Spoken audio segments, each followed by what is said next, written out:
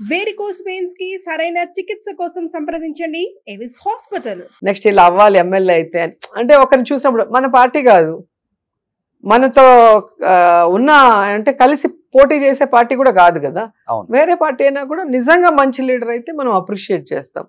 అట్లా చాలా మందిని అప్రిషియేట్ చేస్తాము, వాళ్ళని ఫాలో చేస్తాము, వాళ్ళ ఇన్స్పిరేషన్ గా తీసుకుంటాం.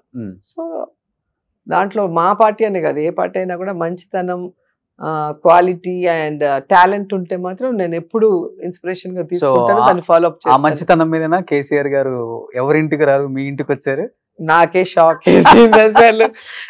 నాకు ఫోన్ వచ్చింది, ఇలాగా కేసీఆర్ గారు మీ ఇంటికి వస్తున్నారు, లంచ్ ప్రిపేర్ చేయండి అంటే నాకు గుండె జారిపోయింది. అమ్మో నేను ఇలా అన్నాను కదా ఆయన్ని, అది మనసులో పెట్టుకొని వస్తే మనం ఎలా రిసీవ్ చేసుకోవాలి, ఎట్లా నాకు అసలు ఆయన ఎదురు పడేంత వరకు నాకు ఏం అర్థం కాలేదు కొంతసేపు. ఓకే, మా ఇంటికి ఎందుకన్నా ఏమో సార్ చెప్పారు, రోజమ్మ ఇంటికి వెళ్దాం అన్నారు. ఓకే సరే ఇంకా అసలు పరుగులు అసలు నాకు కాళ్ళు చేతులు ఆడలే. రాగానే అసలు ఏమి జరిగినట్టు అవన్నీ కూడా, అంటే ఇక్కడ నేను గొప్ప లీడర్ల గురించి చెప్తాను. రాజశేఖర రెడ్డి గారు కానీ మన కేసీఆర్ గారు కానీ నన్ను ఒక పొలిటికల్ లీడర్ గా చూశారు, ఒక పార్టీ కోసం పోరాట పటిమ ఉన్న యోధురాలుగా చూశారు తప్ప ఈమె నన్ను అనిందే అని ఎప్పుడు చూడలేదు. ఇద్దరిలో క్వాలిటీ నేను చెప్తాను. నేను రాజశేఖర రెడ్డి గారిని కలిసినప్పుడు కూడా ఎంత హ్యాపీగా నన్ను రిసీవ్ చేసుకొని, నీలాంటి పవర్ఫుల్ మాట్లాడే అమ్మాయి మాకు లేరే అన్నారు. ఆయన రెండోసారి సీఎం అయ్యాక. రెండోసారి సీఎం అయిన వాళ్ళకి మనతో ఏం పని, నన్ను పొగడాల్సిన పని ఏముంది, అంత పెద్ద స్థాయిలో ఉండి చెప్పారు అంటే మనకి ఎంత సంతోషం ఉంటుంది చెప్పు. అట్లాగే కేసీఆర్ గారు కూడా అప్పుడు అమ్మాయి ఆ పార్టీలో ఉంటూ ఆ పార్టీ నాయకత్వానికి ఆ పార్టీకి సపోర్ట్ చేసింది, నా మీద కోపం కాదు అన్న విధంగా ఆయన నవ్వుతూ మాట్లాడుతూ వైఫ్ వాళ్ళ డాటర్ అందరూ వచ్చారు ఇంటికి. ఓకే, నాకు ఒక 5 నిమిషాల్లోనే రిలీఫ్ వచ్చేసింది. అంతవరకు టెన్షన్ గా ఉంది, ఎలా రియాక్ట్ అవుతారు, ఎలా మాట్లాడతారు, ఎట్లా మనం రిసీవ్ చేసుకోవాలనుకున్నా కానీ ఆయన ఆప్యాయత ప్రేమ ముందు నేను రిలాక్స్ అయిపోయి ఇంకా గబగబా భోజనాలు అరేంజ్ చేయటం. వంట చేసి పెట్టారు అంటే ఆ రోజు నేను చేసే పరిస్థితి లేదు, నేనే టెన్షన్ లో ఉన్నాను. మంచిగా ఆయనకు నచ్చిన అన్ని చేసి పెట్టాం. చాలా ఓపిక్గా మెల్లిగా ఒక్కొక్కటి టేస్ట్ చేసి భోజనం చేసి మా లీడర్స్ అందరూ వచ్చారు, మా జిల్లా నాయకులు అందరూ కూడా, సీనియర్ మోస్ట్ లీడర్ల నుంచి అందరితో మాట్లాడి ఫొటోస్ తీసుకున్నారు. బయటకు వచ్చి నా బిడ్డ నా కూతురు ఇంటికి వచ్చాను, నాకు భోజనం పెట్టింది, బాగుండాలని చెప్పి ఆశీర్వదించి వెళ్ళారు. సో నేను ఆయన దగ్గర ఏమి ఎక్స్పెక్ట్ చేయలేదు, ఆయన నా దగ్గర నేను ఇచ్చేంత స్థాయిలో లేను, ఆయనకి ఏమైనా ఇచ్చే స్థాయిలో. కానీ నన్ను గుర్తుపెట్టుకొని నా ఇంటికి వచ్చి నన్ను ఆశీర్వదించినందుకు ఎప్పుడు ఆయన మీద నాకు గౌరవం ఉంటుంది. ఈ ఇంటికి వచ్చి మీ చేపల పులుసు గురించి అసెంబ్లీలో రేవంత్ రెడ్డి గారు రేవంత్ పిలిచి భోజనం పెట్టలేదని కుళ్ళేమో, ఎందుకంటే రేవంత్ ఇప్పుడు సీఎం కాబట్టి రేవంత్ రెడ్డి గారు అని చెప్పాలి. తెలుగుదేశంలో ఉన్నప్పుడు మేమంతా ఫ్రెండ్స్, నేను పయ్యావుల కేశవ్ గారు, రేవంత్, అచ్చెన్నాయుడు గారు, వేం నరేంద్ర గారు, మేమందరం ఒక టీం లాగా ఉండేవాళ్ళం.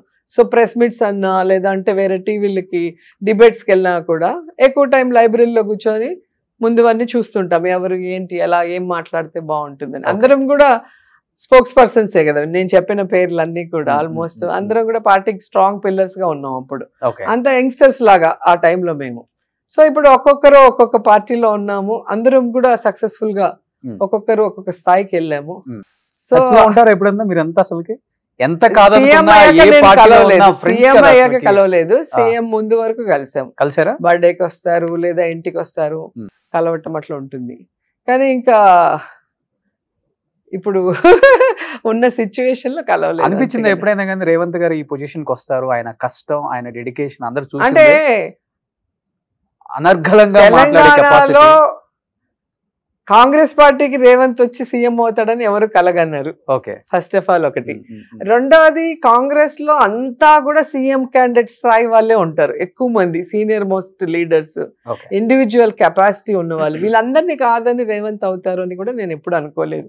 కానీ అప్పుడే మేము తెలుగుదేశంలో ఉన్నప్పుడే రేవంత్ అనేవాడు, ఒక్క రోజైనా సీఎం అవ్వాలి అంటే మేము నవ్వుకునే వాళ్ళం చూసి రేవంత్. ఇప్పుడు అనుకుంటా అప్పుడేమో నవ్వుకున్నప్పుడు నిజంగా అయిపోయాడు అనుకున్నాను నేనైతే.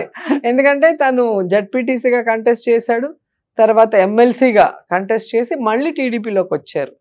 సో అప్పటి నుంచి రెబల్ గానే ఉన్నారు. సో మీరు పోరాట ఎదురాలు, ఆయన పోరాట ఎదురు అని చెప్పుకోవచ్చు, అంతే కదా? నిజమే కదా. మరి కదా ఫ్రెండ్ ఒక జడ్పీటీసీ నుంచి ఒక సీఎం స్థాయికి రావటం అంటే మామూలు మాటలు కాదు కదా. అవును.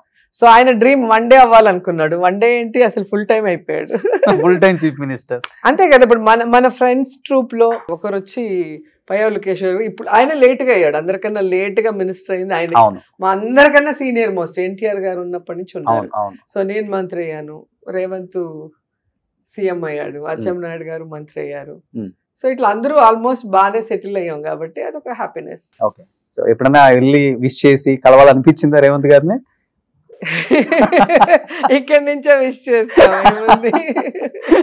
సో ఎందుకంటే ఆయన కూడా ఒక మాట చెప్పారు, పక్క రాష్ట్రాల ముఖ్యమంత్రులు అయినప్పుడు ఇంకొక ముఖ్యమంత్రి విష్ చేయడం కాల్ చేసి ఒక మంచి పరిణామం, ఒకరికొకరు ఉంటామని చెప్పుకునే దాంట్లో ఒక హ్యాపీనెస్ ఉంటుంది అనేది.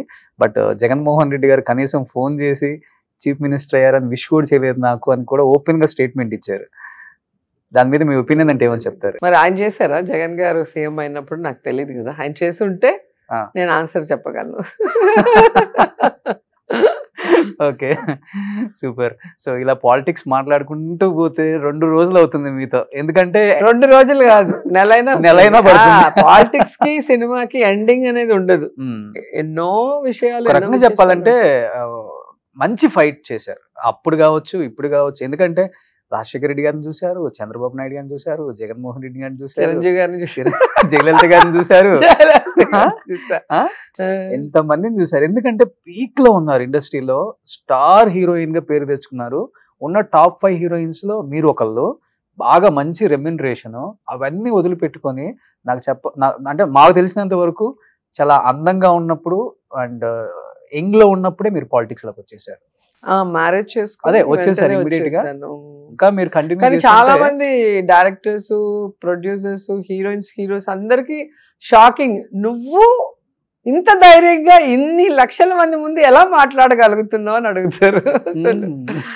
ఏమో తెలీదు నాకు, వెళ్ళాను మాట్లాడుతున్నాను, అలాగే కంటిన్యూ అయిపోయాను. ఒకటి బాగా సంపాదించుకోవాలని పాలిటిక్స్ కి వస్తారు, ఇంకొకటి సంపాదించుకోవాలని కాపాడుకోవడానికి వస్తారు. మీరు ఎందుకు వచ్చారు అసలుకి? నేను సర్వీస్ చేయడానికి వచ్చాను, అది ఎప్పుడు చెప్తాను, అందరిలాగా కాకుండా మనస్ఫూర్తిగా చెప్తాను, అది టిల్ డేట్ చేస్తూ ఉన్నాను. ఓకే. బట్ సంపాదించి రాజకీయాలకే మొత్తం ఖర్చు పెట్టేశాను.